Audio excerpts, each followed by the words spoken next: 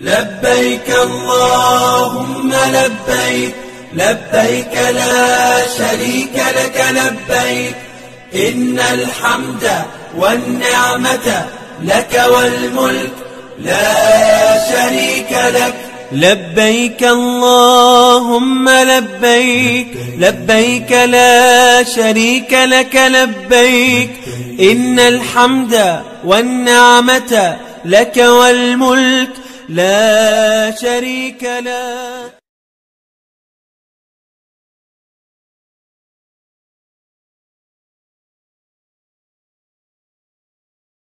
کی طرف سے اس کے لیے جنت کا بدلہ ہے.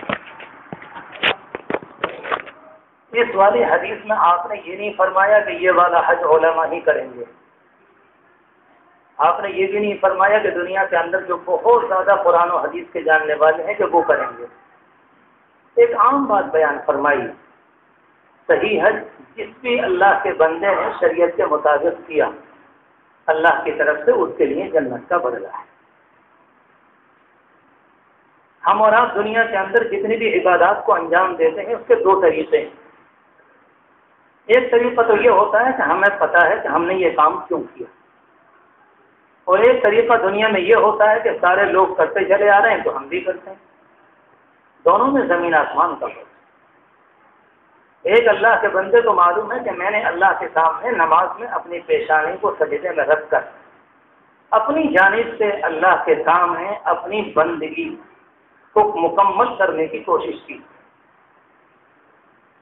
ایک اللہ کا بندہ سجدہ اس طریقے پر کرتا ہے. اور بعض روایتوں کے اندر آتا ہے کہ بعض لوگ سجدہ کس طرح سے کرتے ہیں، جب رب العالمین کے سامنے وہ پیشانی کو اٹھاتے ہیں تو اللہ کی جانب سے ان کی نماز، ان کا سجدہ، ان کا رکوع ان کے منہ پر مار دیا جاتا ہے. تو تمہاری نماز اس لائق نہیں. پہلی بات جو بیان فرمائی وہ بھی حضور پاک علیہ السلام، اور دوسری بات جو بیان فرمائی وہ بھی حضور پاک علیہ السلام نے، اور دونوں باتیں سچ فرمائی. کوئی شک نہیں کیا. اب کوئی اللہ کا بندہ صحیح طریقے پر نماز کو پڑھتا ہے تو پہلا والا حصہ ہے، اور کوئی اللہ کا بندہ غلط طریقے پر پڑھتا ہے تو دوسرا والا. یہی زکوٰۃ، یہی صدقے اور یہی حج کا مسئلہ ہے. حج کے کچھ مسائل ہیں، ان کو موٹے موٹے طریقے پر سمجھ لینا چاہیے اور یاد کر لینا چاہیے تاکہ حج کی ادائیگی صحیح طریقے پر ہو جائے. اس موقع پر میں بالترتیب آپ سے عرض کروں گا اور آپ اس چیز کو انشاءاللہ لیں گے اور یاد رکھیں گے تو وہاں جا کر ہمیں بھی دعا ملے گی اور آپ کو بھی انشاءاللہ سکون ملے گا. نبی اکرم صلی اللہ علیہ وسلم نے جس اللہ کے بندے پر حج فرض ہوتا ہے اس کے لیے یہ بات ارشاد فرمائی کہ جب اس کے اوپر حج لازم ہو گیا تو وہ یہ کوشش کرے کہ میں جلدی سے جلدی اس ذمہ داری کو ادا کروں. آپ نے اپنی زندگی میں یہ والا قدم اٹھا کر تو اللہ کا شکر طے کر لیا کہ مجھے اللہ کے گھر کو جانا ہے. اسلام عجیب و غریب دین ہے. اسلام یہ کہتا ہے کہ سب سے پہلے اپنی نیت کو ٹٹولو کہ تم یہ والا کام کرنے کیوں جا رہے. دنیا کے اور نظاموں میں یہ نہیں دیکھا جاتا، مگر اسلام میں سب کچھ یہ ہے. حضور پاک علیہ الصلوۃ والسلام کی حدیثوں کی جو بہت سی کتابیں ہیں اس دنیا میں، اس میں ایک سب سے مشہور پہلی کتاب جس کا نام ہم اور آپ جانتے ہیں اسے بخاری شریف کہتے ہیں. یہیں سے شروع ہوتی ہے. پہلی حدیث اس کی یہ ہے کہ انما الاعمال بالنیات، اعمال کا دار و مدار نیت پر ہے.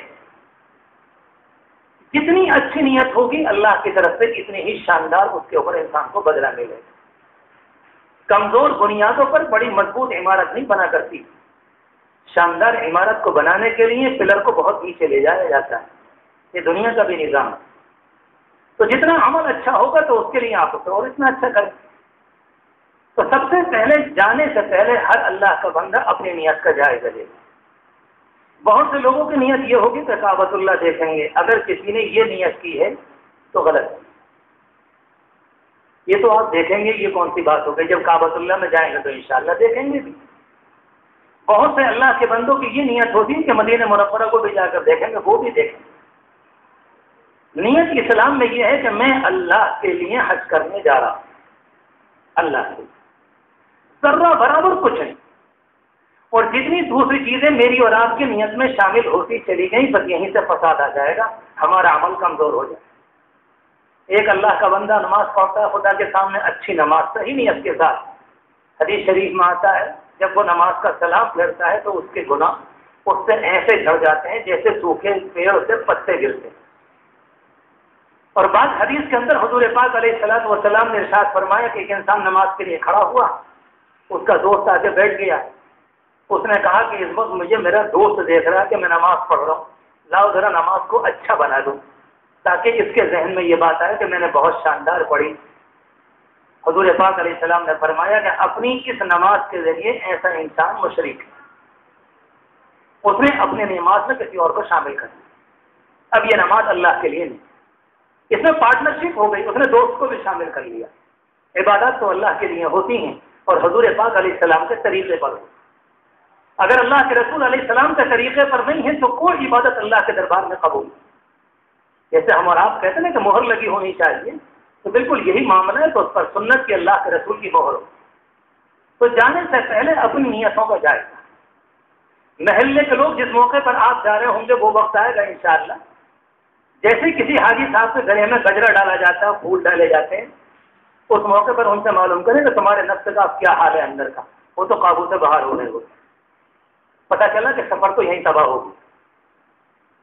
انہوں نے ختم کر لیا اپنے سفر۔ کوئی اللہ کا بندہ کہے کہ خوشی کا موقع ہے، میں آپ سے معلوم کروں نماز نمبر 1 پر فرض ہے، زکوٰۃ بھی فرض ہے، حج بھی فرض ہے، روزے بھی فرض ہیں۔ آج تک کبھی کسی نے جمعے کی نماز کے لیے گلے میں گجرا نہیں ڈالا، کیا پریشانی ہے؟ کم از کم 2 ہار اس کے بھی ڈال کے آتے، ہماری مسجدیں بھی خوشبودار ہو جاتی کہ جی کہاں جا رہے ہو کہ جی عید کی پڑھنے جا رہے ہیں، پتہ چلا کہ 2000 آدمی پھول گلے میں ڈال کر آئے، ایک بھی ڈال کر نہیں۔ کہاں سے فرق آ گیا؟ عبادت کے اندر یہ بھی فرض، یہ بھی فرض، یہ بھی قرآن سے، یہ بھی قرآن سے، یہ بھی حضور پاک علیہ السلام کا دین، یہ بھی ہم یہاں یہ سارا کام نہیں کرتے مگر وہ سارا کام ہم کرتے ہیں دنیا سے، دونوں میں فرق ہے۔ اس سے نیت کے اندر فطور آ جاتا ہے۔ میں بار بار عرض کر رہا ہوں کہ اس مسئلے کو سمجھیں، بالکل منع کرتے صفائی سے، تو مجھے اللہ کے لیے جانا ہے۔ جانے کا طریقہ یہ ہوتا ہے، آپ یہ سوچو کہ ایک اللہ کا بندہ گھر سے نکلا، رب العالمین کے دربار میں حاضر ہے، جیسے ہی آپ احرام باندھ لیں گے تو اس موقع پر آپ کی زبان سے نکلنا شروع ہوگا لبیک اللہم لبیک، جو ابھی مجھ سے پہلے مولانا صاحب آپ کو کہلوا رہے تھے، اس کا مطلب ہوتا ہے کہ اللہ میں حاضر ہوں، اللہ میں حاضر۔ ابراہیم علیہ السلام نے جس موقع پر اللہ کے گھر کو بنایا، تھوڑی سی تاریخ سمجھے، اور جب گھر بن گیا اور تعمیر ہو گیا تو جبریل امین تشریف لائے اور کہا کہ اللہ کے نبی آپ جا کر اب حج کریں۔ جبریل امین علیہ السلام نے اللہ کے فرشتے نے آپ کو حج کرایا کہ پہلے کعبۃ اللہ کے چکر لگائیے، یہاں سے شروع کیجیے، یہاں ختم کیجیے، اور اس طرح سے آپ کو یہ کام کرنا۔ پھر وہی فرشتہ آپ کو عرفات لے کر گیا، وہی آپ کو مینا لے کر گیا، اور وہی آپ کو مزدلفہ لے کر گیا، اور اسی کی نگرانی میں آپ نے سارے چکر کرائے۔ صفا مروہ کی دوڑ بھی فرشتے کے ذریعے ہوئی۔ جب یہ سارا کام ہو گیا، گویا کہ اللہ نے اپنے نبی کی ٹریننگ کے خاص فرشتے جو تمام فرشتوں کا سردار ہے ان کے ذریعے کرا دی۔ تب اگلے سال جب موقع آیا تو آپ نے اپنی ذریت اور اس زمانے کے مسلمانوں کو لے کر اللہ کے گھر کا حج کیا، کیونکہ اللہ نے اپنے فرشتے کے ذریعے آپ کی تربیت فرما دی تھی، اب آپ کام کریں۔ اور آپ نے اس زمانے میں حضرت اسماعیل اور قبیلہ جرہم جو اس زمانے میں آباد ہوا تھا اس کو لے کر آپ نے پورا حج کیا۔ جب یہ سارا کام ہو تو رب العالمین کی جانب سے آپ کو یہ حکم دیا گیا کہ آپ اعلان کیجئے کہ لوگوں میں نے اللہ کے گھر کو بنا دیا، آؤ حج کرنے کے لیے۔ حدیث شریف میں آتا ہے کہ ابراہیم علیہ السلام نے عرض کیا کہ اللہ میری آواز کہاں پہنچے گی؟ کہا کہ ابراہیم تمہارا کام آواز لگانا ہے، پہنچائیں گے تو ہم، تم آواز لگاؤ۔ کھڑے ہو کر آواز لگائی، کہا کہ لوگوں میں نے اللہ کے حکم سے اللہ کا گھر تعمیر کیا ہے، تم حج کرنے کے لیے آؤ۔ رب العالمین نے قیامت تک جتنے انسان آنے والے ہیں جو اپنی ماں کے پیٹ اپنے اور پہلے جہاں انسان جس شکل میں تھا رب العالمین نے جس کے لیے منظور فرما دیا، اس میں سے ہر ایک کی روح نے اس آواز پر لبیک کہا۔ انہوں نے کہا آؤ اللہ کے گھر پر، وہ کہتے ہیں لبیک میں حاضر ہوں۔ یہ جو لبیک ہے یہ ابراہیم علیہ السلام کی اس آواز کا جواب ہے جو آپ اس موقع پر انشاءاللہ دیتے ہوئے جائیں گے کہ اللہ میں حاضر۔ حدیث شریف میں آتا ہے کہ حضور پاک علیہ السلام نے فرمایا اگر کوئی اللہ کا بندہ صحیح طریقے پر حج کرنے جائے گا صحیح نیت کے ساتھ، کہتا ہے لبیک میں حاضر ہوں، تو رب العالمین جواب میں کہتا ہے کہ بندے میری رحمت بھی تیرے لیے حاضر ہے، ہم بھی حاضر ہیں۔ سبحان تیری قدرت، کیا خوش نصیب اللہ کا بندہ کہ رب العالمین اس کے جواب میں کہہ رہا کہ ہم بھی حاضر. جس کو رب العالمین کی نعمتیں مل جائیں تو اس کے لیے کوئی مسئلہ نہیں. ساری دنیا ہوا کرے اس سے کچھ نہیں ہوتا. رب العالمین کی محبت اور طاقت ایک طرف آ جائے تو پھر کیا. مگر دوسری طرف حدیث شریف میں یہ بھی فرمایا کہ اگر کوئی انسان صحیح طریقے پر نہیں جاتا ہے اور وہ کہتا ہے کہ اللہ میں حاضر ہوں، تو رب العالمین کی جانب سے جواب آتا ہے کہ نہیں، تمہاری لبیک قبول نہیں، تم اس لائق نہیں. حج کی منظوری کا نام حج نہیں ہے. یہ تو ہمارے ملک کے قانون ہیں کہ درخواست دی جاتی ہے، پاسپورٹ بنوایا جاتا ہے. حج کی منظوری کا تعلق تو یہاں سے شروعات ہوتی ہے اور اللہ کے یہاں سے قبولیت ہوتی ہے. یہ تو فارملٹی ہے جو ہمارے ملک میں کی جاتی ہے.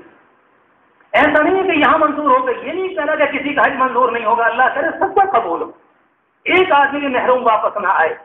مگر اس کے آداب ہوتے ہیں. ایک اللہ کا بندہ جب صحیح طریقے پر ماں کو پکارتا ہے، چھوٹا معصوم بچہ، تو ماں کے سینے میں دودھ آ جاتا ہے. جب صحیح طریقے پر بندہ اللہ کو پکارتا ہے تو اللہ کی رحمت کو جوش آتا ہے کہ میرے بندے کو دیکھو کس شان کے ساتھ کھڑا پڑا تیرے سامنے. حدیث شریف میں آتا ہے کہ جس موقع پر عرفات میں حاجی جمع ہوتے ہیں اور رب العالمین کے سامنے روتے ہیں، اور رب العالمین اس موقع پر فرشتوں سے کہتا ہے کہ دیکھو جب میں نے انسان کو بنایا تھا تو تم نے مجھ سے ایک بات کہی تھی کہ آپ کسی دنیا میں بھیج رہے ہیں، خون مچائے گا، فساد کرے گا. تم دیکھو یہ اللہ کے میرے بندے کیا کر رہے ہیں. ایک میدان میں تقریباً 60-70 لاکھ انسان خدا کے سامنے بھیک مانگ رہے ہیں. اللہ کی رحمت جوشنا ہے. اور رب العالمین فرشتوں سے فرماتا ہے گواہ رہنا کہ میں نے ان کے ہاتھوں کے نیچے آنے سے پہلے میں نے ان کی مغفرت کی، میں نے ان کو معاف کر دیا. عجیب و غریب اللہ کا نظام ہے. اپنے مقام کو سمجھنا چاہیے. کبھی کبھی دنیا میں آپ نے دیکھا ہوگا کسی کا باپ سعودی عرب کسی ملک میں چلا جائے اور وہاں سے اپنے بیٹے کے لیے پیسے بھیجتا ہے، اپنی بیوی کے لیے، لوٹ کر جب آئے اور اس کا بیٹا بھیک کا کٹورا لے کر محلے میں ٹہلے، اس کا باپ کیا کہے گا؟ بیٹے ہم نے تمہاری خاطر شہر چھوڑا، ہم نے تمہاری خاطر اپنے ملکوں کو چھوڑا، تمہاری ماں کو ہم چھوڑ کر گئے، مگر تم نے ہمارے نام پٹی، ایک تم نے ہمارے نام کے اوپر تھپا لگا دیا. کون سی کمی تھی کہ تم بھیک کا کٹورا لے کر دنیا کے اندر گئے؟ یہ ساری باتوں کے ساتھ آپ خود سوچو جس طرح سے وہ انسان پریشان ہوتا ہے جس کی اولاد بھیک کا کٹورا لے کر محلے میں ٹہل رہی ہو. رب العالمین بھی یہ کہتے ہیں کہ بندو میرا دربار تمہارے لیے، ہمارے ہوتے تو کسی اور کے آگے مت جاؤ، تمہاری ضرورتیں ہم ہی پورے کریں گے، تمہارے حج کو ہم قبول کریں گے اور تمہارے اوپر ہماری رحمتیں برسیں گی. یہ اللہ کا نظام. اس لیے میں نے عرض کیا کہ سب سے پہلے آپ اپنی نیتوں کا جائزہ، گھر سے نکلنے کے موقع پر اپنی نیت کا جائزہ 1 مرتبہ نہیں، 100 مرتبہ نہیں، ہزاروں مرتبہ لیں کہ میری نیت میں کسی طرح کا خصوص ہے. نیت سے زیادہ دنیا میں کوئی ہیرا نہیں، باریک اور خطرناک اور قیمتی. 2 منٹ میں چکنا چور ہو جاتی ہے. جہاں شہر کے 50 لوگوں نے مسافہ کیا تو آپ کی نیت چکنا چور ہو گئی کہ ہم کوئی بڑے آدمی نہیں. رات کو رو کر اللہ کو منانا، موٹے موٹے آنسو بہا کر اللہ مجھ سے میری نیت نہیں ہو پا رہی، آپ اچھے طریقے پر میری نیت کروا دیجیے، میں اصلی حج کرنا چاہتا ہوں. اس کو بھی اللہ سے مانگ اور اس کا جائزہ لو بار بار کہ میں نے صحیح نیت کر لی کہ نہیں کر. جی بھائی جی تمہارا کام ختم ہو گیا تو ختم کرو یار، آپ کے بس سے چھٹی کرو. اعوذ باللہ من الشیطان صلی اللہ علیہ وسلم. 12 اپنی نیتوں کا جائزہ 1. دوسری بات، اب سے لے کر ابھی آپ جتنے بھی لوگ یہاں پر موجود ہیں روزانہ پیدل چلنا شروع کریں. کم سے کم بڑھاتے بڑھاتے اپنے آپ کو 8-10 کلومیٹر پیدل چلنے کا عادی بنائیں. ٹانگیں بھول جاتی ہیں، رگیں بھول جاتی ہیں، صرف آپ کی پنڈلیاں کام نہیں کریں گی کیونکہ ہر ایک عادی نہیں ہوتا. آپ کو تو یہ بتا دیا گیا کہ آپ کی جگہ عزیزیہ میں ہوگی اور وہاں سے بس کے ذریعے آپ پہنچیں گے حرم. بعض آدمی کی بس اتنا دور چھوڑتی ہے کہ حرم شریف وہاں سے 3 کلومیٹر، اور بعض کی بس اتنا دور چھوڑتی ہے کہ 2 کلومیٹر، بعض کی ایسی جگہ چھوڑے گی کہ 1 کلومیٹر. تقریباً 30-35 لاکھ لوگوں کو وہ نماز کے اندر لے کر آ رہے ہیں. تو ایک وقت میں ایک ہی جگہ تو بسیں نہیں آئیں گی، ایک ادھر آ رہی، ایک ادھر آ رہی، ایک ادھر آ رہی. حرم شریف کے دروازے تو ہر طرف سے ہیں. آپ کو اور مجھے نہیں معلوم کہ آپ کی بس کدھر کو آئے گی. اگر آپ 3 کلومیٹر دور چھوڑ دیے گئے تو حرم شریف میں آنے کے لیے آپ کو آنا ہے 3 کلومیٹر پار کرنا ہے، اور ایسا نہیں کہ سڑک خالی ہے بلکہ اس میں تقریباً لاکھوں کا مجمع بیچ میں اور آپ چیرتے ہوئے چلے جا رہے ہیں. 8 کے دھکے آپ کے ذریعے لگیں گے اور 20 کے دھکے ان کے ذریعے آپ کو لگیں گے. آپ سوچو کہ کیا حال ہوگا. اس لیے میں نے ابھی شروع میں عرض کیا تھا کہ بھائی حرم شریف میں وقت گزار لیں. حرم شریف میں وقت گزارنے کے 2-3 کام کرنے پڑتے ہیں. اپنے آپ کی زبان پر پابندی کہ نہیں مجھے قرآن کریم میں اپنے آپ کو لگانا ہے. نمبر 2 کم کھانا. اگر کھانے پر پابندی نہیں ہوگی تو پھر اگلی منزل بار بار آپ کو یاد آئے گی کہ فوراً چلو وضو ٹوٹ گیا. اس کا شاندار طریقہ ایک ہی ہے کہ جی کم کھانا، اس کے علاوہ کوئی مسئلہ نہیں. ایسے دنیا میں آج بھی اللہ کا شکر ہے ہزاروں انسان آتے ہیں جن کے پاس چھوٹی سی تھیلی ہوگی، اس میں کچھ کھجوریں پڑی ہوں گی یا کچھ چنے پڑے ہوں گے یا کچھ اور چیز کی. پوچھا کیا ہے کہ صبح شام تک بس یہی کھاتا ہوں. اللہ کا شکر ہے الحمدللہ. صبح کو آ کر رات کو عشاء کے بعد 10 بجے جاتا ہوں. اس کو کہتے ہیں کمانا. یہ اللہ کا بندہ کمائی کر کے آیا ہے. اس نے واقعات اللہ سے کچھ لیا ہے. اور جو آدمی صبح کو پیٹ بھر کے کھائے، دوپہر میں پیٹ بھر کے کھائے، شام کو پیٹ بھر کے کھائے، تو پھر یاد رکھے وہ اندر نہیں ٹک سکے گا. اسے ہر 2 گھنٹے کے بعد کسی اگلی منزل کی ضرورت پڑے گی، بڑا مسئلہ بنے گا. اس لیے میں نے ایک بات آپ سے عرض کی کہ اپنے آپ چلنا پیدل. دوسری بات میں نے آپ سے عرض کی اپنے کھانے اپنے آپ پر پابند، بہت کم مقدار. اسی جگہ رک کر یہ بھی میں آپ سے عرض کروں کہ اپنی خواتین کو آپ کھانے میں نہ لگانے. بہت سے لوگ جو پرانے حج کر کے آئے ہوں گے آپ کے محلے میں، وہ آپ سے یہ کہیں گے یہ لے کر جاؤ، یہ لے کر جاؤ، یہ لے کر جاؤ. ایک بیوی جو آپ کے نکاح میں 35 سال سے، آپ نے کیا کام کرایا؟ 35 سال سے دونوں ٹائم کھانا پکا رہی آپ کے لیے. 40 دن کے لیے آپ بھی گئے اور 40 دن کے لیے وہ بھی گئی، اور وہاں جا کر بھی آپ نے اس سے ہنڈیا پکوائی. آپ کہتے ہیں میں تو حرم جا رہا ہوں، تم گوشت ابال لو. تم نے تو اس کے حج کا ستیہ ناش کر دیا. وہ بیچاری کیا کرنے کے لیے آئی تھی؟ ضروری اس بات کو سمجھو. نہیں کھانے کا مسئلہ نہیں، ہم نے زندگی پر کھایا، اس کے علاوہ کیا کیا؟ کم از کم 36 دن اللہ کے نام پر کچھ کم درجے کے بھی لوگ گزارے. ابھی رمضان آپ نے اللہ کے نام پر گزارے بغیر کھائے پیے.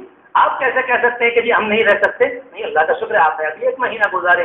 آپ تو 1 سال بھی گزار سکتے ہیں بغیر کھائے پیے. اس طرح سے پابندی کے ساتھ انسان کے ارادے اور انسان کی ہمت سے بڑی دنیا میں کوئی چیز نہیں. انسان اگر ارادہ کر لے تو منزل آسان ہو جاتی. اس لیے اس اللہ کی بندی پر بوجھ نہ ڈالیں. یہیں پر بیٹھا ہوا تو تقریباً 5 سال پرانی بات ہوئی. ایک صاحب موٹر سائیکل سے آئے اور آ کر کہنے لگے ابا جہاں ٹھہرے ہوئے ہیں وہ ہوٹل والے ابا کو کھانا نہیں پکانے دے رہے. تو میں نے کہا اللہ کے بندو کون سی مصیبت آ گئی، کیا پریشانی ہو گئی، نہیں پکانے دے رہے؟ پیسے ہے ہوٹل بڑے بڑے. کبھی کبھی حج کمیٹی کی جانب سے جو ہوٹل ملتے ہیں بڑے شاندار ہوتے ہیں. مکہ مکرمہ کے اندر تو عموماً ایک کچن ہے ہر ہوٹل میں، ہر منزل میں، وہ پکانے کا موقع مل جاتا ہے.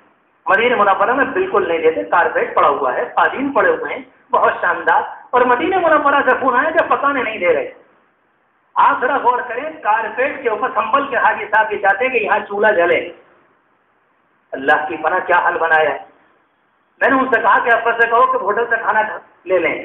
اس زمانے میں 7 ریال کا 3 تندوری روٹی بڑی بڑی اور پلاسٹک کا اتنا بڑا پیالہ جو تمام سالن سے بھرا ہوا، صرف 7 ریال کا. اور اس زمانے کا ریال 10 روپئے کا 11 روپئے کا تھا. میں نے کہا ذرا حساب لگانا آپ کتنے پیسے بنے؟ مشکل سے 70-80 روپئے. میں نے کہا سنبل میں اسٹینڈ پہ کتنے میں کھانا کھاتے ہیں؟ بولے 100 تو یہاں بھی لگ جاتے ہیں. میں نے کہا مدینے میں اور کیا چاہ رہے ہو اللہ کے بندو؟ اور بھی سستا چاہیے. یہ تو کوئی بات ہوئی کہ حساب نہیں لگتا ہے. اگر وہاں جا کر کوئی اللہ کا بندہ حساب لگائے کہ 1 ریال اس زمانے میں 15 روپئے کا گویا کہ ایک چائے 30 روپئے کی، تو نہ پی سکے گا نہ کھا سکے گا. اور اللہ کا شکر ہے اس مجمع میں ایسا کوئی نہیں جو بیچارہ کوئی بندہ حساب لگائے. سب سمجھدار معلوم ہو رہے ہیں، سب بڑے لوگ معلوم ہو رہے ہیں. اللہ کا شکر ہے یہ کوئی مسئلہ نہیں. عورتوں کے لحاظ سے میری درخواست ہے کہ کم سے کم پکانا رکھیں.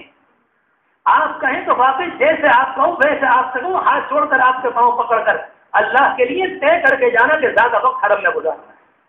اور اس کا ایک طریقہ ہے پہلے مسجد میں گزارنا شروع کر دو یہاں پر جب تک ہو. شاندار طریقہ، ہر نماز سے 20 منٹ پہلے پہنچو اور اس کے بعد آدھے پارے کی تلاوت کر کے آؤ. طبیعت لگے گی، طبیعت بنانی پڑتی ہے. بچہ جب دودھ چھوڑتا ہے تو ایک دم نہیں چھوڑتا، ماں کبھی کبھی چھوڑاتی ہے اور بچہ روتا ہے. اس موقع پر بچے کا ماں تماچی بھی لگاتی ہے کہ دودھ چھوڑانا ہے. اگر ماں یہ ساری کوشش نہ کرے تو پھر یاد رکھیں بچے 5 سال تک فیڈر کے ذریعے پیتے رہتے ہیں کہ نہیں اب بھی دودھ پیئیں گے چوسنے کے ذریعے یا دودھ ڈالنے کے ذریعے. اپنے نفس کو ہٹانا پڑتا ہے. لگائیں اس کام کے اوپر کہ نہیں ہمیں تو کام پر لگانا. ایک بات.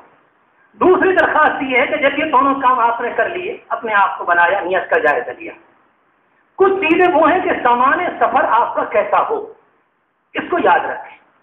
آپ جو بھی اپنے سامان کو تیار کریں، کوئی اٹیچی ہے، آپ کا بیگ ہے، آپ کے ساتھ جانے والا برف کے سوٹ کیس ہے، جہاز کے اندر جب آپ جائیں گے تو آپ کے ہاتھ میں سامان ایسا ہو جو زیادہ سے زیادہ صرف 10 کلو کا، اس سے زیادہ نہیں ہونا چاہیے. حالانکہ قانون تو 7 کلو کا ہے. 10 کلو 11 کلو 9.25 9.5 تک کو چھوڑ دیتے, کوئی بات نہیں. یہ طریقہ اچھا نہیں ہے کہ آپ دونوں ہاتھ کے اندر سامان لے لیں. جہاز کی سیڑھیوں پر بھی چڑھنا پڑتا ہے, کہیں اترنا بھی پڑتا ہے, پریشانی ہو جائے گی. کچھ اللہ کے بندے مضبوط نظر آ رہے ہیں, کچھ اللہ کے بندے کمزور بھی نظر آ رہے ہیں. یہاں مسئلہ یہ ہوتا ہے ہمارے یہاں سنبل میں یا اور جگہ پر ہندوستان میں کہ ابا کا سامان باندھنے کے لیے کم از کم 40-50 کلو کا ایک بنڈا باندھ دیا اور اس کے اوپر کٹا چڑھا دیا یا کوئی چیز, اور یہاں سے بڑے شوق اور محبت سے دہلی پہنچا کر آ گئے. حالانکہ اس بیچارے کو یہ نہیں معلوم کہ اس سفر میں مکہ مکرمہ تک پہنچنے کو باپ کے سامنے ایسی منزلیں آئیں گی کہ باپ اکیلا سامان اٹھائے گا, کوئی ساتھ دینے والا نہیں ہوگا. یہ بیچارہ بوڑھا آدمی کیسے اٹھائے گا؟ حالت احرام میں جب جدہ ایئرپورٹ کے اوپر انسان پہنچتا ہے اور جب سامان نہیں اٹھتا تو سب سے پہلے اپنی اولاد کے لیے کبھی کبھی اس کی زبان سے نکلتا ہے کہ مردود نے باندھا بھی تو اتنا بھاری ہے, یہاں سے حج کی اسٹارٹنگ ہو رہی ہے. آپ ذرا غور تو کرو کہ پھر آگے چل کر کیا ہوگا. ایک بات کرو, یہاں سے کوشش کرو اپنے سامان کا وزن آپ کے مسافر کے اعتبار سے ہو. آپ مضبوط ہیں تو آپ 30-35 کلو کا رکھ لیں. والد صاحب اگر کمزور ہے تو 25 کلو کے اندر رکھیں, اور کوئی کمزور ہے تو آپ 20 کلو کے اندر ایک نہیں بلکہ 3 بنا لیں. اور اس کے ساتھ یہ بھی یاد رکھیں کہ اپنے سامان پر ایک کتر اتنی لمبی چوڑی کپڑے کی کسی رنگ کی ضرور باندھ لیں ہر حال کے اندر جہاں سے اٹھاتے ہیں, تاکہ والد صاحب کو, آپ کو, گھر کی عورتوں کو وہ سامان پہچاننے میں ایئرپورٹ پر آسانی ہو جائے. مان لیجیے آپ کے بیگ کا رنگ نیلے رنگ کا ہے, ایک جہاز سے تقریباً 450 مسافر اترے. 450 مسافر میں آپ کے بیگ والا کلر ہو سکتا ہے کہ 100 مسافروں کا ایک بھی ہو, اور ایک حال کے اندر تقریباً 400 اٹیچیاں, 400 بیگ, 400 جھولے, 400 تھیلے پڑے ہوئے, اور حاجی صاحب کو اکیلے اس ڈھیر میں سے اپنے سامان کو نکالنا ہے, تو یہ اللہ کا بندہ کیسے پہچان لے گا؟ بہت سے لوگ پڑھنا جانتے ہیں اور بہت سے لوگ ٹھیک سے پڑھنا بھی نہیں جانتے. تو ضرورت ہے کہ آپ اس کے اوپر کالے رنگ کا, ہرے رنگ کا, پیلے رنگ کا, یا آپ کی کوئی پہچان کی رسی کہ آپ نے اس کو فوراً دیکھا اور آپ نے سامان کو اٹھا لیا. اپنے سامان کو ہلکا کریں. 2 باتیں, اپنے ساتھ جو آپ کا سامان ہو کم از کم 6 جوڑی کپڑے, آپ کے ساتھ 4 چلی ہو, آپ کے ساتھ آپ کے برتن بھی ہوں, آپ کے ساتھ آپ کا کم از کم ایک بلینکٹ ٹائپ چیز ہو. مکہ مکرمہ مدینہ منورہ میں آپ کو ایک گدا ملے گا, اس پر چادر ہوگی, ایک تکیہ ہوگا, اور ایک باریک سی چادر اوڑھنے کی ہوگی. کبھی کبھی موسم میں ٹھنڈک ہو جاتی ہے, کمروں میں اے سی ہوتا ہے, بوڑھے آدمی کو سردی لگتی ہے, جوانوں کو اتنی نہیں لگتی, تو اپنے پاس ایک موٹی چادر ہونی چاہیے کہ اگر کسی موقع پر ایسا ہو تو ہم اس کو اوڑھ لیں. لازمی طور پر یہ آپ کا سامان. یہاں سے آپ اپنے گھر سے نکلے, جب آپ اپنے گھر سے نکلے اپنے پورے سامان کو دیکھیں, جائزہ لیں کتنے سامان ہو گئے. کم سے کم 3 یا 4, 2 جو بھی آپ کے ساتھ میں, اور ایک ہاتھ کا سامان, آپ کا پاسپورٹ, آپ کا ٹکٹ, آپ کی کرنسی, حج کمیٹی سے ملنے والے بلے, یہ آپ کا سامان آپ کے ہاتھ میں ہونا چاہیے, آپ کے بیگ میں نہیں. کیونکہ نیچے والا بیگ جہاں ایئرپورٹ دہلی میں پہنچتے ہی آپ سے لے لیا جائے گا, اور وہ جہاز کے نیچے والے حصے میں فٹ کر دیا جاتا ہے, اور آپ کا سامان آپ کو جدے میں ملے گا. اگر آپ یہ کہیں گے کہ میرا ٹکٹ میرے اس سامان میں رہ گیا, نہیں, اب آپ کو ملنے والا نہیں, وہ آپ جانیں کہ کتنی پریشانی آپ کو ہو. دہلی ایئرپورٹ سے بعض دنوں میں روزانہ 6 فلائٹ جا رہی ہیں. وہ آخری درجے عملہ اس زمانے میں پریشان ہوتا ہے کہ 3 گھنٹے کے بعد پھر 3 گھنٹے کے بعد پھر 2.5 گھنٹے کے بعد پھر اگر کوئی حاجی صاحب دیر لگائیں گے تو سارے چلاتے ہیں اور ڈانٹ ڈپٹ کرتے ہیں کہ آپ کی وجہ سے پورا جہاز پیچھے دوبارہ کھڑا ہوا ہے, 300 آدمی اور پیچھے کھڑے, اس کے بعد 300 اور تیار ہے, ہمیں تو 18-24 گھنٹے حاجیوں کو روانہ کر رہے ہیں, آپ جلدی سے اپنے کام کو کریں. لہذا اس سارے کام کو آپ یہاں کر لیں کہ اس سارے کو الگ, تھوڑے بہت بسکٹ, کھانے کی کوئی چیز, پینے کی چھوٹی سی بوتل, ایسی کوئی چیز آپ سامان اس میں ضرور رکھیں. پیسے آپ کے بیگ میں ہوں, اس طرح کی دوائیں جو آپ کھاتے پیتے ہیں وہ آپ کے اس میں ہو, اور آپ کا احرام ہاتھ والے اس میں ہو, اور اس کے علاوہ باقی سامان آپ اس کے اندر کر دیں جو جہاز سے نچلے حصے میں جاتا ہے. اب آپ گھر سے چلیں, جب گھر سے چلیں تو 2 رکعت نماز پڑھیں گے پھر اللہ کے لیے. اس موقع پر خوب گڑ گڑا کر اللہ سے دعا کریں, خوب اللہ سے مانگیں. جانے سے پہلے اگر آپ کی ذات سے کسی کو تکلیف پہنچی تو اس سے معافی مانگیں. معافی مانگنے کا طریقہ یہ نہیں ہوتا کہ اس سے جا کر یہ کہے کہ میں نے آپ کی غیبت کی, اگر پہلے غصہ نہیں تھا تو کم از کم اب اس کی آنکھیں لال ہو جائیں گے, تمہاری ہمت کیسے ہو گئی. بلکہ طریقہ بتایا اسلام نے کہ جا کر کہتے ہیں ہو سکتا ہے ساتھ رہنے کی وجہ سے کبھی ایک دوسرے کی حق تلفی ہو گئی ہو, ہماری ذات سے کبھی ٹھیس پہنچ گئی ہو, کبھی تکلیف ہو, ہم شرمندہ ہیں, ہم آپ سے معافی مانگنے آئے. یہ بہت اعلیٰ اخلاق کی بات ہے, بہت بڑے ہونے کی. دنیا میں کوئی اللہ کا بندہ اگر معافی مانگتا ہے تو سمجھ لیں وہ اعلیٰ ظرف ہوتا ہے، باکردار ہوتا ہے، وہ بہت بڑا ہوتا ہے. اور کوئی انسان یہ کہے کہ میں اپنے آپ چھوٹا بننے کو تیار نہیں، اس پر شیطان سوار ہوتا ہے. یہ کوئی مسئلہ نہیں ہوتا. اللہ تبارک و تعالیٰ نے ابلیس کو اسی لیے نکالا کہ وہ چھوٹا بننے کو تیار نہیں تھا کہ آدم مٹی کا بنے کوئی، میں آگ سے ہوں، میں اس کے آگے چھوٹا کیسے ہو جاؤں. نتیجہ پھر وہ نکلا جو ہم اور آپ سنتے رہتے ہیں. اگلی بات، اپنے گناہوں کی معافی. کسی اللہ کے بندے کو تکلیف دی تو اس کی معافی. اپنے سامان کو باندھ کر نفل پڑھ کر آپ گھر سے نکلے. جب آپ گھر سے نکلے تو 2 رکعت نماز پڑھ کے جو سفر کی دعا ہے آپ اس کو پڑھتے ہیں. دعاؤں کے متعلق رک کر ایک بات عرض کر دوں آپ سے ابھی اس موقع پر. دعائیں یاد ابھی سے کریں، ابھی سے آج سے. آپ حرم شریف میں دیکھ رہے ہوں گے کہ اللہ کا بندہ کوئی کالے رنگ کا، کوئی کیسے رنگ کا، کوئی کہاں کا، سوڈانی، کوئی ایرانی، کوئی فلسطینی، کوئی کہیں کا، کہ وہ شاندار دعائیں کر کر رو رہا ہے. آپ اس کو دیکھیں گے اتفاق سے، اگر آپ کو دعائیں یاد نہیں تو آپ کا دل تھک کرے گا، کچھ نہیں ہوگا کہ یارو میں بھی دعائیں کر کے آیا ہوتا، میں بھی یاد کر گیا. لیکن اب پچھتایا کچھ نہیں، اب پچھتانے سے کچھ نہیں ہوا کرتا. وقت آج کوئی اللہ کا بندہ یوں کہے کہ مجھے عربی کی یاد نہیں ہوتی، رب العالمین کا معاملہ ہے. یہ کوئی فرماتا ہے کہ تم عربی مت پڑھو، تم تو ہندی میں کیا، سنسکرت میں کیا، اور فارسی میں کیا، انگریزی میں کیا، مگر تم ہم سے مانگو. ہم تمہارے مالک ہیں، تم ہمارے فقیر ہو، ہمارے در کے بھکاری، تم مانگنا سیکھ لو. اور فقیر یہ نہیں دیکھا کرتا کہ کیسے مانگتے ہیں. فقیر کے چپل بھی ٹوٹے ہوتے ہیں، کپڑے بھی پھٹے ہوتے ہیں، چہرہ بھی اس کا بیچارے کا بالکل سوکھا ہوا ہوتا ہے، سر سے لے کر پاؤں تک بھکاری ہوتا ہے. اور جب بندہ اللہ کے سامنے سر سے لے کر پاؤں تک بھکاری بن جائے تب رب العالمین اپنے سر سے دے دیا کرتے ہیں. اچھے طریقے پر دعاؤں کو ابھی سے یاد کریں، اردو میں یاد کر لیں، ہندی میں یاد کر لیں. نماز اگر کسی اللہ کے بندے کو یاد نہ ہو تو اپنے گھر میں جسے یاد ہو اس سے یاد کرو، ابھی سے یاد کرو. کم از کم 4 5 6 صورتیں تو یاد ہونی چاہیے. کتنے لوگ ہم نے حج کیمپ کے اندر دیکھے کہ بیچاروں کو نماز بھی یاد نہیں، دعائیں قنوت بھی یاد نہیں، سبحانک اللہم یاد نہیں، درود شریف یاد نہیں، التحیات ٹھیک سے یاد نہیں، اور اتنا موٹا ہار گلے میں پڑا ہوتا ہے کہ لگتا ہے کہ سب سے بڑے مبارک حاجی یہی ہے کہ چلے جا رہے. میں تو ہر سال ایک لطیفہ سنایا کرتا ہوں، آپ کو ابھی سنا دوں کہ ایک کام میرے کمرے میں تھے ایک موقع پر، اور بیچاروں کا اتنا برا حال تھا کہ خدا کی پناہ. دن رات گالیاں بگا کرتے تھے، حرم شریف بہت کم جایا کرتے تھے، اور بار بار مجھ سے کہا کرتے تھے کیا کروں، دل نہیں لگ رہا بھائی، کیسے وقت کٹے گا ہمارا. آپ ذرا سوچیں، حدیث شریف میں آتا ہے کہ بعض انسانوں پر اللہ کے فرشتے لاتے مارتے ہیں، تم یہاں آئے کیسے، تم اس لائق نہیں تھے، تم نکلو یہاں. یہ روایت ہے. یعنی میں نے اپنی آنکھ سے اس اللہ کے بندے کو دیکھا، اس کانوں سے میں نے خود سنا کہ یہ اللہ کا بندہ کیا کہتا ہے. اور جب دہلی کے اندر وہ صاحب اترے تو میں نے دیکھا کم از کم 4 5 گاڑیاں لینے انہیں آئی تھیں، اور ان کا چہرہ ٹھیک سے مارے پوروں کے نظر نہیں آ رہا تھا، اور میں دور سے کھڑا ہوا مسکرا رہا تھا. میں نے کہا سبحان تیری قدرت، حاجی صاحب 40 دن تو ہم نے بھی تمہیں دیکھا کہ تم کیا کر کے آئے.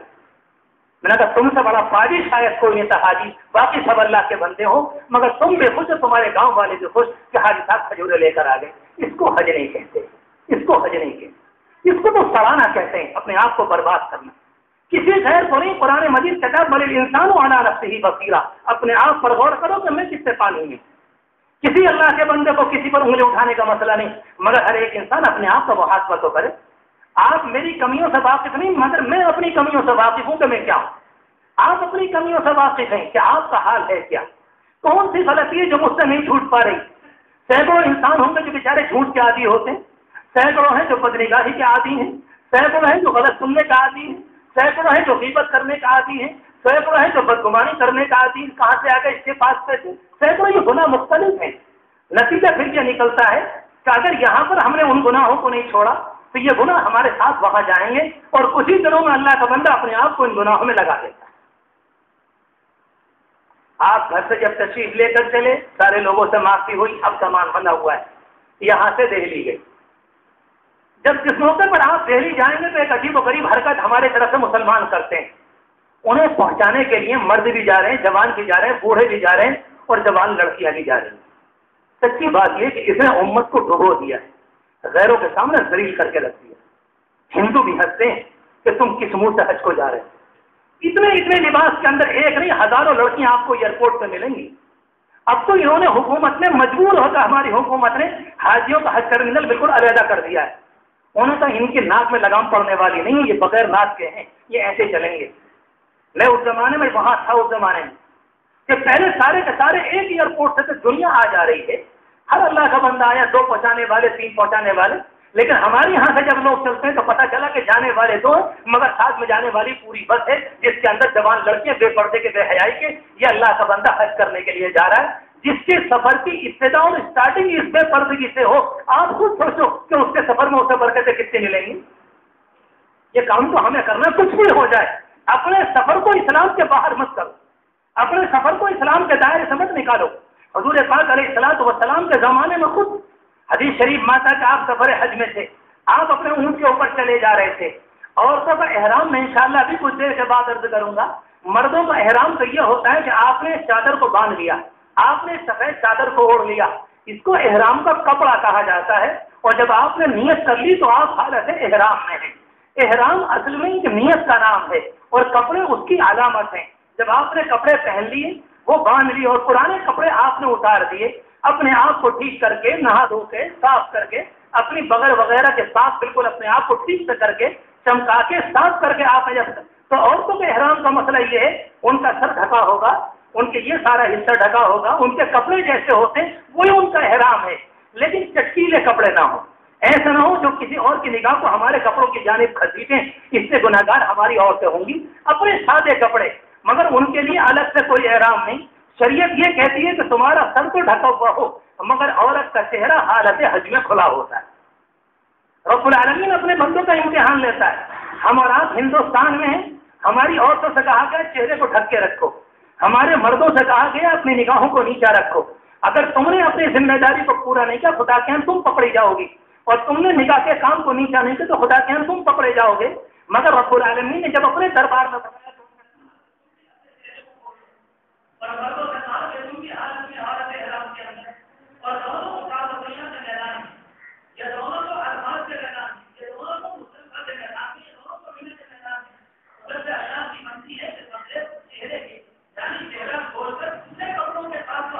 کری جا رہی ہے حالت احرام میں، اور آپ کی حالت احرام میں اگر کوئی اللہ کا بندہ کہنا چاہے کہ تو یہ کیا بات ہوئی؟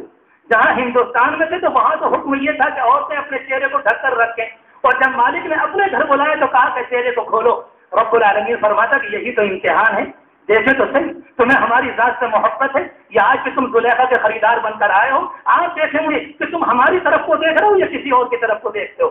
تمہارے سامنے کعبۃ اللہ ہے، اللہ کی ذات کی تجلی ہے، رب العالمین کی ذات کا عکس پڑ رہا ہے۔ اب دیکھنا ہے تمہاری نگاہوں کا امتحان کہ تم آئے ناپاک آنکھیں لے کر آئے تھے تو یہاں بھی دائیں بائیں کسی اور کو دیکھو گے، اگر ہمارے سچے عاشق بن کر آؤ گے تو تمہاری نگاہیں یہاں دائیں بائیں کو نہیں جائیں گی، ایک نہیں ہزاروں زلیخائیں کسی سچے حاجی کے سامنے نعوذ باللہ اگر ننگی ہو کر بھی آ جائیں، خدا کی قسم کسی ایک حاجی کی نگاہ کو دائیں سے بائیں نہیں کر سکتی۔ اللہ کا بندہ حاجی ایسا ہوتا ہے۔ سب یہ کوئی اللہ کا بندہ اپنے آپ کو بنائے، اپنے آپ کو تربیت دینا ہے۔ تو میں نے عرض کیا کہ یہ کام نہیں ہونا چاہیے۔ یہاں سے آپ حج ایئرپورٹ کے اوپر پہنچے، آپ نے حج کمیٹی سے اپنے ٹکٹ کو پہلے لے لیا، کرنسی والا کام ملنے کا ریال کا یہیں پر ہوتا ہے، یہ سارا کام پہلے جدے میں ہوتا تھا، اس کو بتانے کی کوئی ضرورت نہیں۔ جب آپ جائیں تو آپ سامان کو لے کر آئیں گے، جب آپ کو وہ بل نہ ملے جو گلے میں لٹکانے والا ہوتا ہے، ایک رنگ چھلا ہوگا جو آپ کے ہاتھ میں، میری سبھی لوگوں سے درخواست ہے کہ ہاتھ والے کو ہاتھ میں پہن لیں اور گلے والے کو گلے میں لٹکا لیں۔ بہت سے بھائی یہ کہتے ہیں کہ اللہ کا شکر ہم ڈگریوں والے ہیں، پڑھے لکھے ہیں، کالج میں پڑھتے ہیں، ہمارے لیے کوئی پریشانی نہیں، مگر اللہ کے بندو چوٹ لگنے تو انسان بے ہوش ہو جاتا ہے، آپ کیا کریں گے اس موقع پر؟ میرے خود ایک شاگرد یہاں سے حج کرنے کے لیے گئے، ایک جگہ کھڑے ہوئے تھے، ایک موٹر سائیکل چلا تو بس بچہ آیا، اس نے ٹھوکر ماری اور وہ بیچارے گر گئے، بے ہوش ہو گئے۔ اب آپ دیکھیں کہ ان کے ہاتھ میں اتفاق سے بلّا تھا، گلے میں اس کو نہیں رہا کچھ بھی، ایک چیز ہاتھ کے اندر ایک رنگ پڑا ہوا چھلا، اس پر ان کی بلڈنگ کا ایڈریس لکھا ہوا تھا، اس کو پتہ لگاتے لگاتے پولیس ان کے کمرے پر پہنچ گئی۔ اس چھلے میں آپ کے معلم کا، آپ کے کمرے کا، مدینے کی بلڈنگ کا، مکہ مکرمہ کی بلڈنگ کا، مدینہ شریف کا پورا پتہ، یہ سارے کا سارا ہوتا ہے۔ اور رہی بیماری، یہ تو کسی موقع پر بھی کسی اللہ کے بندے کو ہو سکتی ہے، اس لیے ہر حال میں اس کو گلے میں ڈالے رکھ۔ سامان لے کر آپ پہنچے ایئرپورٹ پر دہلی۔ جب آپ وہاں پر داخل ہوں گے، یہاں ایئرپورٹ پر انہوں نے جتنا بڑا یہ حال ہے، اس کو کم از کم آپ 5-10 گنا بنا لیں، اس طرح کے بڑے بڑے 3 حال بنائیں۔ آپ اپنا سامان لے کر جب پہنچیں گے، آپ ہوں گے اور آپ کے ساتھ جانے والی حجن ہوں گی، اس کے علاوہ یہاں پر آپ کے بچے پہنچانے والے پولیس سب باہر۔ اب یہاں پر سب الگ ہے، اس لیے لکھا ہے لکھنے والوں نے، محدثین نے، کہ حاجی یوں سمجھے کہ جس طرح سے عالم حشر میں انسان اکیلا ہوگا یہ اللہ کا بندہ بعض موقع پر بالکل اکیلا ہوتا ہے. اب میں دیکھوں کہ ہونا کیا ہے. آپ اندر پہنچ گئے. اس پہلے والے حال میں یہاں پر لوگ آپ کو احرام بنوائیں گے. تبلیغی جماعت کے بہت سے اللہ کے بندے ہوں گے, خدمت کرنے والے بہت سے اللہ کے بندے ہوں گے, اور بہت سے نوجوان ہوں گے جو آپ کو احرام بن. یہیں سے اپنے آپ کے یہ والا حصہ, اپنے آپ کو بالوں کو اگر تراشنے ہیں اپنی بغلوں کی صفائی مکمل طریقے پر کر لیں. بہت سے بھائی اس طرح کے ہوتے ہیں جو ان باتوں پر توجہ نہیں کرتے. حالت احرام میں کبھی کبھی انسان ہاتھ اب اٹھاتا تو بغلیں کھل کر سامنے آتی, اگر ٹھیک سے صفائی نہ ہوئی تو بہت سے لوگوں کو دیکھ کر اکتاہٹ ہوتی, گندگی معلوم ہوتی. اور مسلمان حدیث شریف ماتا تک بہت شاندار ہوتا ہے. حضور پاک علیہ السلام نے خود فرمایا کہ مسلمان کو بڑا پیارا ہوتا ہے.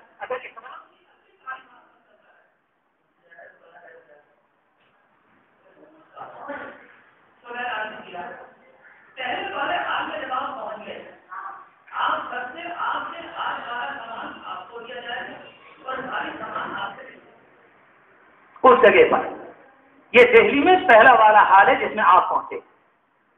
10 کلو 5 کلو 6 کلو کا جو آپ نے بیگ بنایا وہ آپ کے ہاتھ میں. اگر آپ 2 آدمی ہیں تو 2 بیگ بنا لیں, 3 ہیں تو 3 بنا لیں, 4 ہیں تو 4 بنا لیں, وہ آپ سمجھیں. اور بھاری سامان وہ یہاں پر بڑے بڑے اس کے اوپر ایڈریس آپ کا لگا دیں گے اور وہ آپ سے لے کر جہاز تک بھیج دیں گے اور یہاں سے آپ کا سامان لے لیا جائے. بہت سے بیچاروں کو معلومات نہیں ہوتی. کسی جگہ آفس میں بیٹھا دیں ان کو نماز کے بعد. بہت سے لوگوں کو معلومات نہیں ہوتی بیچاروں کو. سمجھنا چاہیے کہ جس موقع پر آپ سے سامان لیں تو آپ پریشان نہ ہو.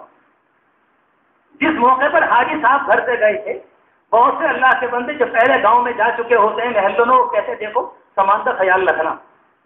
اب جب حج کمیٹی کے جہاز کے لوگوں نے سامان لیا تو ابا کو چلتے وقت لوگوں نے وصیت کی تھی کہ سامان کا خیال رکھنا. اب ابا نے وہیں سامان کو پکڑ لیا کہ بیٹے نے یہ کہا تھا کہ سامان کا خیال رکھنا کہ میں سامان نہیں دوں گا. اب آپ سوچیں کہ پیچھے تقریباً 400 آدمی کھڑے ہیں اور ایک حاجی صاحب بیچارے سامان چھوڑنے کو تیار نہیں کہ سامان نہیں چھوڑوں گا کہ کچھ بھی ہو جائے. ارے اللہ کے بندو کیوں پریشان ہو رہے, بات کو سمجھو. اس لیے میں کہتا ہوں کہ بہت سے لوگوں نے وہاں سے آنے کے بعد یہ بات بتلائی کہ سنبھل میں جس طریقے پر اللہ کا شکر محنت ہو جاتی, بہت کم علاقوں میں ایسا ہوتا ہے کہ پوری طرح سے سنبھل کا جو ٹرینڈ ہوگا وہ یہاں سے اکیلا حج نہیں کرے گا. آپ انشاءاللہ سینکڑوں کا حج کرواؤ گے. کیا میں تمہیں بتلاتا ہوں کہ حج ہوتا کیسے, آپ بھی ذریعہ بنو گے انشاءاللہ. تو اس موقع پر یہ کام کریں. حالت سفر میں ہر ایک دوسرے کا خادم بنے, خدمت نہ لے بلکہ خدمت کرے. یہ بوڑھے ہیں, یہ میرا مین کا ذمہ دار ہے. اللہ نے مجھے خدمت کے لیے ان کے ساتھ بھیجا ہے.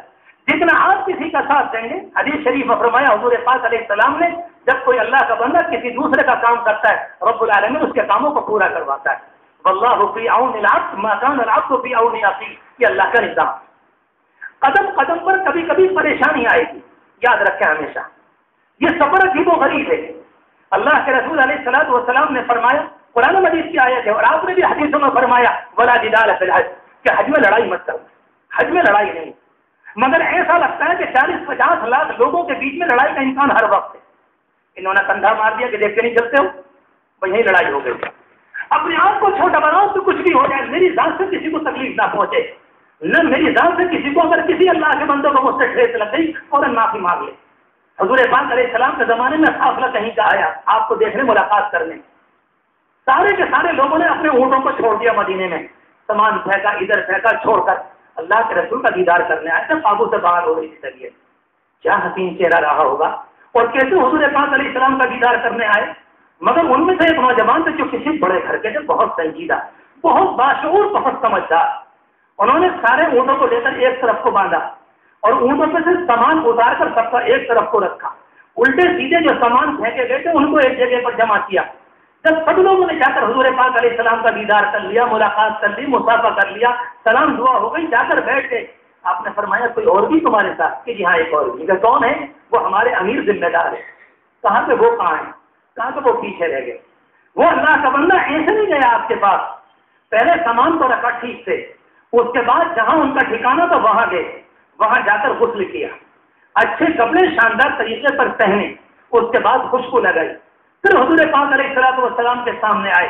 اور جیسے ہی آپ کے سامنے آ کر بیٹھے تو آپ نے 2 باتیں ارشاد فرمائی, ان نفیک لخصلتین, کہ میرے بھائی میرے عزیز تمہارے اندر اللہ نے 2 باتیں رکھی ہیں کہ اللہ اس کے رسول کو ان 2 باتوں سے بڑی محبت ہے. فرمایا کہ تمہارے اندر 2 باتیں ہیں, اللہ اس کے رسول کو بڑی محبت ہے ان 2 باتوں سے. ایک تو الحل, بردباری, تم مزاج کے بڑے نرم ہو, اور دوسری بات فرمائی والانات, تم کام کو بڑے سنجیدگی سے کرتے ہو, جلد بازی میں نہیں کرتے. اتاولا پن نہیں ہے تمہارے اندر. تم آئے سامان کو رکھ کر, تم آئے, تم نے اونٹوں کو سلیقے سے باندھا. پتا چلا کہ ایک اللہ کے بندے نے کام سلیقے سے کیا تو اللہ کے رسول کی دعا ملی. اور جب قیامت تک کوئی اللہ کا بندہ اس سفر میں کام کو سلیقے سے کرے گا تو حضور پاک علیہ السلام کی توجہات ملیں گی, اللہ کے رسول کی دعائیں آج بھی حصے میں آئیں گی. تو ہر کام کے اندر تیزی نہیں کہ جلدی سے میں آگے چلا جاؤں, کوئی مسئلہ نہیں ہوتا. آپ کو لیے بغیر جہاز نہیں جائے گا. جہاز کے اندر آپ کی سیٹ متعین ہے, آپ کے سامان کو لے کر جائے گا. اگر آپ سب سے آخر میں بھی جائیں گے جہاز کے اندر تب بھی کوئی مسئلہ نہیں, آپ کی سیٹ پر کوئی بیٹھنے والا نہیں. جہاز کا عملہ ہر ایک کو اس کی سیٹ پر بیٹھاتا ہے, اس میں کوئی پریشانی کی بات نہیں ہونی چاہیے. آپ سیٹ سے بھی پہنچ گئے, آپ کا سامان آپ سے لے لیا. اس موقع پر آپ کے ٹکٹ کے اندر 2 کوپن ہوتے ہیں, 2 ایک دہلی میں پھاڑ لیا جاتا ہے, دوسرا جب لوٹ کر آئیں گے یہاں پھاڑا جائے گا. کبھی کبھی دونوں چپکے رہ جاتے ہیں, اور بیچارہ عملہ جو ایئرپورٹ پر کام کرنے والا ہوتا ہے غلطی سے اتفاق سے ان دونوں کو پھاڑ لیتا ہے, جان بوجھ کر نہیں, ایسا بھی ہو جاتا ہے. بہت سے لوگوں نے آ کر بتلایا کہ میرے ٹکٹ کے دونوں کوپن غائب ہیں. اب آپ سوچیں کہ جب یہ والے حاجی صاحب, اب وہ بیچاری بک اکیلی خالی رہ گئی. اب جب بھی لوٹ کر جتے نہ آئیں گے جا کر ایئرپورٹ پر کھڑے ہو کر کہتے تو وہ کہتا ہے کہ ٹکٹ کہاں, ٹکٹ دوسرا بن جاتا ہے, مگر کم از کم گھنٹوں اس کے اندر لگیں گے کیونکہ سینکڑوں مسافروں کا کام ایک وقت میں ہو رہا ہے. اس وجہ سے جب آپ کے ٹکٹ کو لیا جائے تو آپ ٹکٹ دے کر اس کو واپس لے لیں, اپنے قبضے میں رکھیں, اپنے پاسپورٹ کو لیں, اس کو کام کریں. ایک حال, یہاں سے آپ کو دوسرے حال میں لے جایا جائے گا. دوسرے حال میں لے جانے کے بعد یہاں پر آپ اپنے کپڑوں کو اتاریں گے اور یہاں پر احرام باندھیں گے. وہاں انہوں نے دیواریں بنا رکھی ہیں بیچ میں, عورتیں ادھر چلی جائیں گی. اگر وہ اپنے کپڑوں کو بدلنا چاہیں تو باتھ روم ہے, وہاں جا کر کپڑے بدل لیں, اور اگر گھر سے بدل کر گئی ہیں تو کوئی بات نہیں. اس طریقے پر انہوں نے اپنے بالوں کو دوپٹے سے ٹھیک سے باندھ لیا, وہ بھی حالت احرام کے لائق ہو گئی.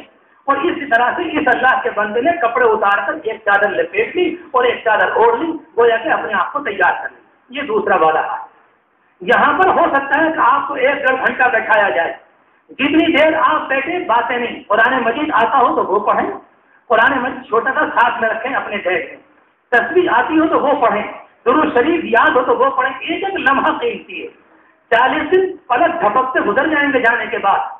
ابھی آپ گئے ہیں اور کچھ دن میں معلوم ہوگا کہ واپسی کی تاریخ آ گئی. وقت کسی کے لیے رکا نہیں کرتا کہ کل سے میں کروں گا, پرسوں سے کروں گا, ابھی تو انشاءاللہ 37 دن باقی ہیں. کل کو یہ نفس آپ سے کہے گا 36 باقی ہیں, پرسوں کو کہے گا 35 باقی ہیں, اور گزرتے گزرتے پورا وقت چلا گیا اور پتہ چلا کہ ٹھیک سے حرم میں نماز پڑھنے کی توفیق بھی نہ ملی. بلکہ اپنے آپ کو بناؤ ابھی سے کہ 1-1 منٹ کا خیال کرو. ان 2 حالوں میں سے گزر کر جب آپ تیسرے میں کو جائیں گے, یہاں پر آپ کے پاسپورٹ پر مہر لگے دہلی میں. ایک حال میں نمبر 1 پر آپ کا سامان لیا گیا, آپ کے بچے باہر ہیں, آپ کے سامان بڑا والا جہاز کے اندر کے راستے پر چلا دیا, آپ دوسرے راستے میں دوسرے حال میں آ گئے. دوسرے والے میں آنے کے بعد آپ نے احرام باندھ لیا, احرام کی چادریں, نیت کروانے والوں نے آپ کی نیت کرا دی. یہیں پر باندھ لینا چاہیے ایئرپورٹ کے اوپر. بہت سے لوگ آپ کو یہ کہتے ہوئے ملیں گے چلو جہاز کے اندر باندھیں گے, کیونکہ جہاں سے احرام باندھنا ہے وہ تو جہاز کے اترنے سے تقریباً 1 گھنٹہ پہلے وہ جگہ آتی ہے. 4 گھنٹے جہاز اڑتا رہے گا. اس والے حصے میں جب سعودی عرب تقریباً 1 گھنٹے کے فاصلے پر ہوتا ہے تب جا کر احرام باندھنے کا موقع آتا ہے. تو بہت سے بھائی جو پہلے کبھی عمرہ کر چکے یا پہلے حج کر چکے اپنے ساتھیوں سے یہ کہتے ہیں کہ ٹھیک ہے آگے چل کر باندھ لینا, یہ کوئی اچھی بات نہیں, ان کو یہیں پر باندھنے دیں. اس کی وجہ یہ ہے کہ جہاز میں راستے اتنے پتلے راستے. اب ایک اللہ کا بندہ یہاں پر کھڑا ہوا, میں آپ کے سامنے ایک کرسی یہاں رکھتا ہوں اور ایک کرسی یہاں رکھتا ہوں, اور آپ سے کہتا ہوں کہ اس والی بیچ کی جگہ میں کھڑے ہو کر اپنے کپڑے اتار کر مجھے احرام باندھ کر دکھلائیے. ہو سکتا ہے کہ احرام باندھنے کے موقع پر یہ کونی کسی کے لگی تو یہ گھٹنا کسی کے لگا, یہ حاجی صاحب کہیں گے میں ٹھیک سے کھڑے رہو, اب چپ بیٹھے رہو کہ احرام باندھ رہا ہوں. پتہ چلا کہ کام یہیں پر شروع ہو گیا. اس سے بچانے کا بہتر راستہ یہ کہ یہ کام ایئرپورٹ پر کرو, یہیں پر سارا کام بالکل ایئرپورٹ کے اوپر. اپنا آپ نے پرانے کپڑے رکھ لیے, احرام باندھ لیا. احرام کیا چیز ہے؟ احرام یہ ہے کہ آپ نے پہلے 2 چادریں باندھی, انشاءاللہ باندھنے کا طریقہ بھی بیان کیا جائے گا. اس کے بعد 2 رکعت نفل نماز پڑھی جاتی ہے۔ اس موقع پر جب آپ نماز کی نیت کریں گے تو آپ کا سر ڈھکا ہوگا، چاہے اس احرام کی چادر کو اس طرح سے اوڑھ لیں کہ آپ کے سر کے اوپر آ جائے، اور چاہے تو آپ یہاں سے اوڑھ لیں اور سر کے اوپر ٹوپی رکھ لیں، کوئی مسئلہ نہیں۔ جب آپ نے 2 رکعت نماز پڑھ لی اس نیت سے کہ میں عمرے کی نیت کر رہا ہوں، اس کے لیے میں نے یہ احرام باندھا ہے، یہاں سے جب آپ نیت کریں گے تو اکیلے عمرے کی کرتے ہیں، حج کی نیت تو آپ آگے چل کر کریں گے۔ لہذا 3 جو حج بیان کیے جاتے ہیں، ایک وہ ہے کہ ایک احرام میں دونوں، ایک وہ ہے جس میں اکیلا حج، اور ایک حج وہ ہے جس میں پہلے عمرہ اور اس کے بعد حج۔ میں دوسرے والے دونوں کو غائب کر رہا ہوں، وہ ذرا پریشانی کا مسئلہ ہوتا ہے، وہ مشکل ہوتے ہیں، حاجیوں کے لیے ان اعمال پر عمل کرنا بہت دشوار ہوتا ہے۔ لہذا کوئی ایسا موضوع نہ چلے جس سے دماغ کے اندر پریشانی آ جائے۔ ایک بات کو پکے طریقے پر یاد کر لیں کہ یہاں سے جب احرام باندھیں گے یہ صرف عمرے کا ہوگا، جو آپ اگر مکہ مکرمہ جا رہے ہیں اور اگر آپ کی فلائٹ یہاں سے مدینہ منورہ ہے تو آپ انہی کپڑوں میں جائیں گے جو کپڑے پہنے ہوئے ہیں مدینہ منورہ کے لیے، کوئی آپ کا احرام نہیں ہے، بلکہ یہاں سے مدینہ تک جتنا ہو سکے آپ درود شریف پڑھتے ہوئے چلے جائیں، چاہے وہ مقدار آپ کی 1 لاکھ کو پہنچے اور چاہے مقدار وہ 1 کروڑ کو پہنچے، کتنے ہی پہنچے، ان کا حق تو ہم سے کیا ادا ہو سکے گا، اس ذات کے احسان تو انسانوں پر اتنے۔ اپنی زبان کو آپ نے ایک مرتبہ اپنے کسی بھائی سے کہا کہ گاؤں میں کیا ہو رہا ہے، گاؤں میں کیا ہو رہا ہے، کہ بجائے اگر آپ نے 2 مرتبہ درود شریف پڑھ لیا حضور پاک علیہ السلام سے 2 قدم آپ اور قریب ہو گئے۔ اس لیے حدیث شریف میں آتا ہے اگر کوئی اللہ کا بندہ 1 مرتبہ حضور پاک علیہ السلام پر درود شریف پڑھتا ہے، ایک انسان کا درجہ بلند ہوتا ہے، اس کے گناہ مٹتے چلے جاتے ہیں اور اللہ کے رسول کی محبت نصیب ہوتی چلی جاتی ہے۔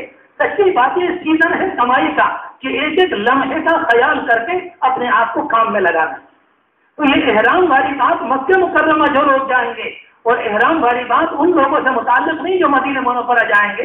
یہاں پر ہمارے ایک عزیز بیٹھے ہوئے ہیں، ان کا جہاز مدینہ منورہ گیا، بہت سے لوگوں کو نہیں معلوم تھا، انہوں نے خود مجھ سے آ کر یہ بات بیان کی، جیسے جہاز اڑا تو ایک ساتھ میں کھڑے ہو کر کے لبیک اللہم لبیک۔ اب اس بیچارے کو یہ نہیں معلوم تھا کہ لبیک کب پڑھا جاتا ہے، ہمارے جوش اور محبت میں اس نے چلانا شروع کر دیا۔ مسلمان کا جوش بھی اسلام کے اندر ہوتا ہے، وہ بھی سنت کے اندر ہوتا ہے، جہاں حضور پاک علیہ السلام نے بیان فرمایا وہاں لبیک، اور جہاں آپ نے بیان نہیں فرمایا وہاں لبیک نہیں ہے۔ میں اور آپ مسجد میں نماز پڑھنے آتے ہیں، کوئی صاحب اپنے گھر سے کہیں لبیک اللہم لبیک، اللہ حاضر ہوں مدینہ مسجد میں نماز پڑھنے جا رہا ہوں، حاضر تو ہوں مگر اللہ کے رسول نے لبیک پڑھنے کو یہاں نہیں بتایا، اس کی ایک خاص جگہ ہے، اور جس موقع پر ہمارے پاک پیغمبر نے بیان کیا اس بات کو اس جگہ ادا کرنا سنت، اور اس بات کو اس جگہ سے ہٹانا یہی بے دینی کہلاتی ہے، یہ دین سے جہالت اور ناواقفیت کہلاتی ہے۔ اس لیے مدینہ منورہ جب جائیں گے درود شریف پڑھتے ہوئے، مگر اس بیچ میں آپ لبیک نہیں پڑھیں گے، لبیک تو حاجی اور عمرہ کرنے والے کا ترانہ کہلاتا ہے، یہ ہر ایک کا ترانہ نہیں ہوا کرتا۔ ایک حال سے دوسرے میں آئے، یہاں سامان لے لیا، یہاں آپ کے آ کر احرام باندھا، احرام باندھنے کے بعد آپ کے پاسپورٹ پر مہر لگ گئی۔ اب جب آپ تیسرے حال کے اندر آئیں گے، اس کا مطلب یہ نکلا تیسرے والے حال کو یوں سمجھے، آپ کے پاسپورٹ پر جب مہر لگی آپ نے اپنے ملک ہندوستان کو چھوڑ دیا، اور آپ چھوڑ کر اب آپ گویا کے دوسرے ملک میں آ گئے۔ آپ کے پاسپورٹ پر یہ مہر لگے کہ آپ چلے گئے یہاں سے، اسے لکھا ہوتا ہے کہ بالکل یہ آدمی ملک سے باہر چلا گیا۔ ان کے کمپیوٹر میں یہ بات آ گئی عبد الرحمان نام کے یہ صاحب جو ابھی گئے ہیں وہ یہاں سے جا چکے۔ اب اس والے حال میں نمبر 3 میں آپ کو بٹھایا جائے گا، اور یہاں پر انتظار رہے گا جب آ کر آپ کی فلائٹ کا وقت ہوگا آپ کے جہاز کا، آپ کو لے جائیں گے۔ ایک جب یہاں سے آپ چلے تو ایک بات پھر عرض کروں، 2 طرح کے زینے ہیں اس زمانے کے اندر۔ اب تو ایک زینہ اس طرح کا آ گیا تقریباً تمام ملکوں میں، وہ جا کر جہاز سے لگ جاتا ہے، انسان کو پتہ نہیں چلتا کہ انسان چلتے چلتے چلتے چلتے جہاز سے پہنچ جاتا ہے، سمجھتا ہے کہ گلی میں چل کر آیا ہوں، مگر وہ جہاز سے داخل ہو جاتا ہے۔ مگر بعض جگہ اب بھی ایسی ہیں جدے کے اندر وہاں دوبارہ زین ابھی نہیں ہے، وہاں حاجی کو باقاعدہ سیڑھی لگائی جاتی ہے، حاجی صاحب کو اس پر چڑھنا پڑتا ہے۔ دیکھنے میں جہاز دوسرا عجیب سا لگتا ہے مگر بہت اونچائی ہوتی ہے، کم از کم 30-40 سیڑھیوں کا چڑھنا۔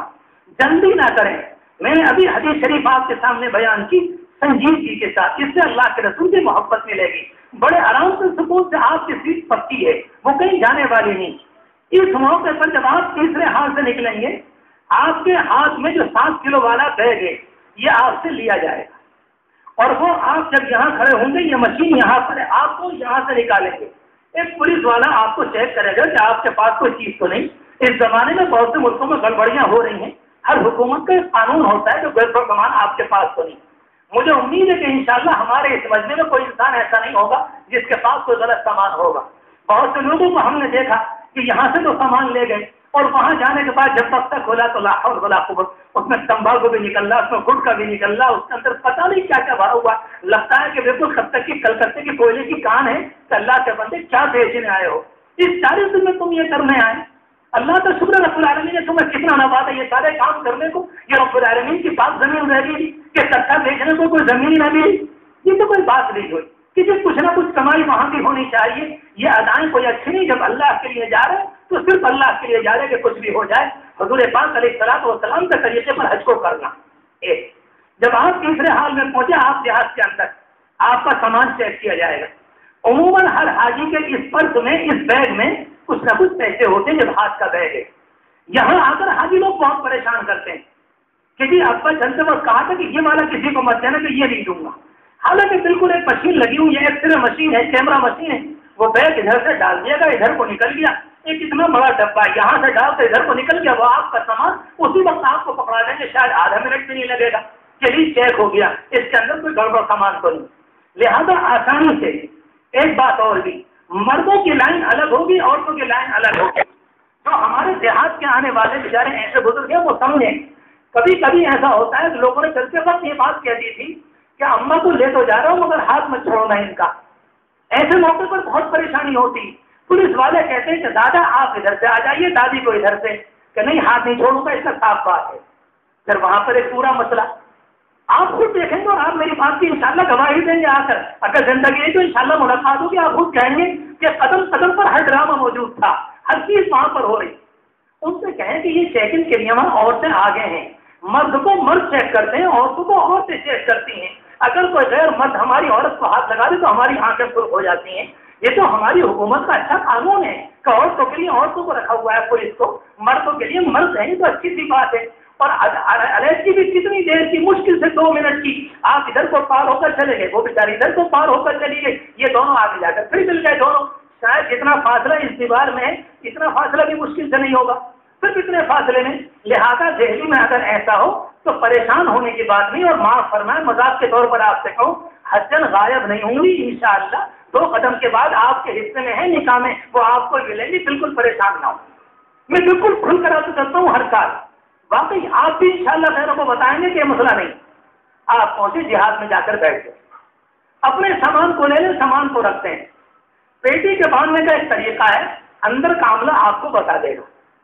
پیٹی اس طرح سے ہوتی ہے کہ ایک میں یہاں پر ایک ہک بنا ہوا ہے، ادھر سے آپ لے کر آئے، اس کو اس کے اندر کر دیا اور یہ آ کر بالکل پھنس گیا. اگر آپ اسے تنگ کرنا چاہیں تو اس کے اوپر جو بیلٹ ہے، اس کے اوپر جو پیٹی، اسے کھینچ لیں تو وہ تنگ ہو تو وہ چلا جائے گا. آپ اسے ڈھیلا کر لیں تو ڈھیلا ہو جائے گا. خاص طور سے پیٹی کو ضرور باندھیں، نئے لوگ ضرور باندھیں. جو مستقل سفر پر آنے جانے والے ان سے کہنے کی بات نہیں، لیکن جو عام مجمع ہوتا ہے اسے بتانے کی بات کہ پیٹی کو باندھ لیں، کوئی بات نہیں. آپ اندر جا کر بیٹھ گئے. حج کے سفر کے اس مسئلے میں کوئی لمبی چوڑی بات نہیں کہنی، مگر ایک بات کہنی ہے. اس بات کو ضرور یاد رکھیں، اس وقت پریشان ہوتے ہیں جب آپ کو کسی موقع پر جہاز میں استنجا لگے گا اور آپ کو پیشاب کی ضرورت آئی. تو اس زمانے کے اندر آپ جب وہاں جائیں گے تو ہر جہاز کے اندر لیٹرین وہ والا ہے جو کھڑا ہوا ہوتا ہے، وہ والا نہیں جو ہمارے آپ کے گھروں میں ہوتا ہے. سینکڑوں حاجی وہ ہوتے ہیں کہ اس طرح کے لیٹرین سے اس کی بناوٹ سے پہلی ملاقات ہو رہی ہوتی کہ یہ ہے کیا. بہت سے لوگوں نے آ کر بتایا کہ وہ بیچارہ گیا اور لوٹ کر آ گیا کہ یار پتہ نہیں کیا ہے، وہ تو وہاں سیٹ کی بنی ہوئی ہے. ایک گیا، دوسرا گیا، تیسرا گیا، نہیں معلوم ہوتا بیچاروں کو بہت سے کو. لیکن تمام جگہ وہی ہے دنیا بھر میں. آپ وہاں گئے، آپ نے جا کر اس کو استعمال کیا. جیسے میں آپ کے سامنے بیٹھا ہوں ایسے ہی اس سیٹ پر بیٹھا جاتا ہے. وہ لیٹرین کی سیٹ ہے، ایسے ہی بیٹھا جاتا ہے. وہاں پر بہت سے کاغذ دیوار کے اندر رکھے ہوتے ہیں. اگر کسی انسان نے بے وقوف نے اس کو گیلا کر دیا ہو، وہاں سے ایک کاغذ، دوسرا، تیسرا، چوتھا، 5واں لے کر باقاعدہ آپ اس کی دیوار کو، اوپر کے منڈیر کو خوب صاف کر لیں، بالکل سوکھا کر لیں. آپ اس پر آرام سے بیٹھیں، استنجے سے فارغ ہو جائیں.